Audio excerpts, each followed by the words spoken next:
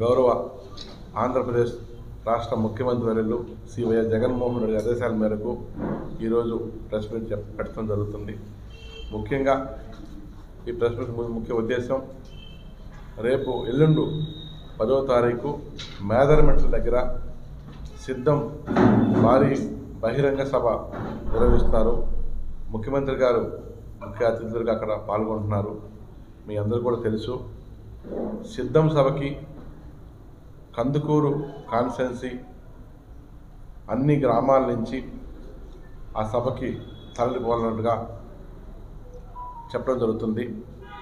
స్థానిక శాసనసభ్యులు మహేందర్ రెడ్డి గారి ఆదేశాల మేరకు, వారి అభిప్రాయం మేరకు వారు కూడా అందరిని కూడా తరలించాలని చెప్పడం జరుగుతుంది.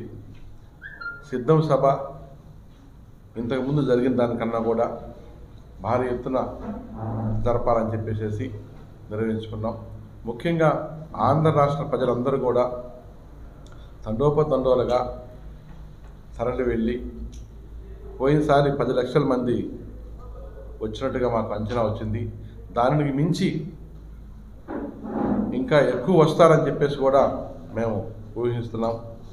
దగ్గర 12-13 లక్షల మంది ఆ సభలో పాల్గొంటారు. బహుశా ఆంధ్ర రాష్ట్రంలో ఆ మాదిరిగా ఏ నాయకుడు కూడా ఇంత పెద్ద సభ నిర్వహించలేదు.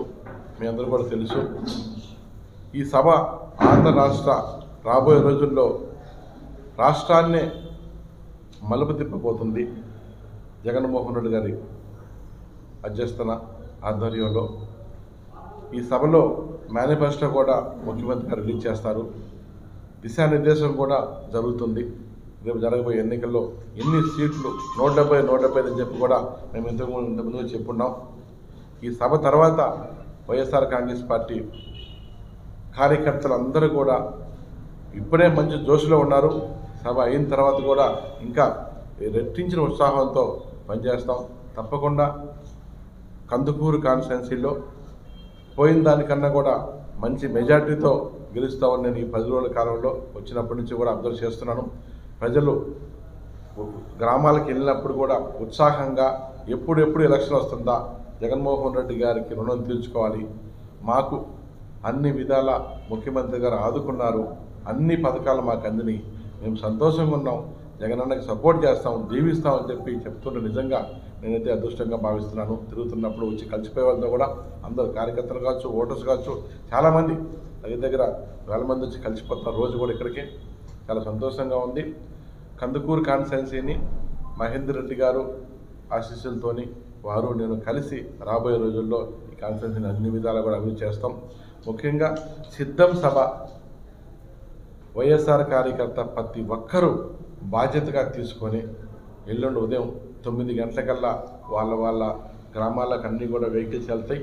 ఆ గ్రామాల్లో ఎక్కి ముఖ్యమంత్రి గారు మాట్లాడే ప్రసంగాన్ని అందరూ శ్రద్ధగా విని ఆ మంచి ఏ విధంగా డెవలప్ చేస్తామో భవిష్యత్తు కోసం చెప్పే మాటలను కూడా విని గ్రామాల్లో ఉన్న ప్రజలందరూ కూడా తెలియపరచాలని మీ ద్వారాగా కార్యకర్తలుగా పిలుపునిస్తున్నాను. చాలా సంతోషం. జగన్మోహన్ రెడ్డి గారు సింగిల్గా ఎలక్షన్కి పోతుంటే చంద్రబాబు నాయుడు గారు పొత్తుల కోసం ఢిల్లీకి పవన్ కళ్యాణ్ 2 చుట్టూరు తిరుగుతున్నారు. సింగిల్గా వచ్చే ధైర్యం లేక పొత్తులు పెట్టుకొని ఏదో ఒక రూపంలో ఎవరో ఒక రూపంలో గెలవాలని చెప్పి మోసపూరితమైన హామీలు ఇచ్చో, పొత్తులు పెట్టుకోనో, పవన్ కళ్యాణ్తోనో ఇంకేదైనా ఉన్నా కానీ అవన్నీ కూడా కలుపుకొని ధైర్యం లేక చేసే కార్యక్రమాలు ఇవి. కానీ ప్రజలు ఇవన్నీ కూడా గమనిస్తున్నారు. చంద్రబాబు నాయుడు గారిని నమ్మే పరిస్థితిలో ఆంధ్ర రాష్ట్ర ప్రజలు లేరు.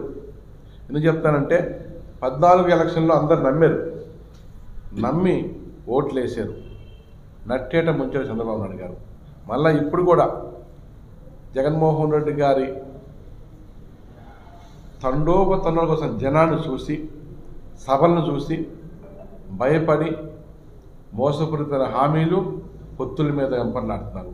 తప్పకుండా చంద్రబాబు నాయుడు ఎవరు నమ్మరు కూడా. రాబోయే ఎలక్షన్లో జగన్మోహన్ రెడ్డి గారు 170 గెలుచుకుంటున్నాం, 25 ఎంపీలు గెలుచుకుంటున్నాం. ముఖ్యంగా మన కందుకూరికి విజయసాయిరెడ్డి గారిని కూడా ఎంపీ అభ్యర్థిగా మొన్న ప్రకటించడం జరిగింది. వారు కూడా తొందరలో కాన్ఫరెన్స్కి వచ్చి కూడా ప్రచారంలో పాల్గొంటారు. ఇద్దరం కలిసి పాల్గొంటాం. ముఖ్యంగా కందుకూరు అన్ని విధాలా కూడా అభివృద్ధి చేసే దాంట్లో ఎంపీ గారు నేను కలిసి ఎమ్మెల్యే గారు ఆదేశాల మేరకు వారిని కలుపుకొని కూడా అభివృద్ధి చేసిన విధాలుగా తెలియపరుస్తాను.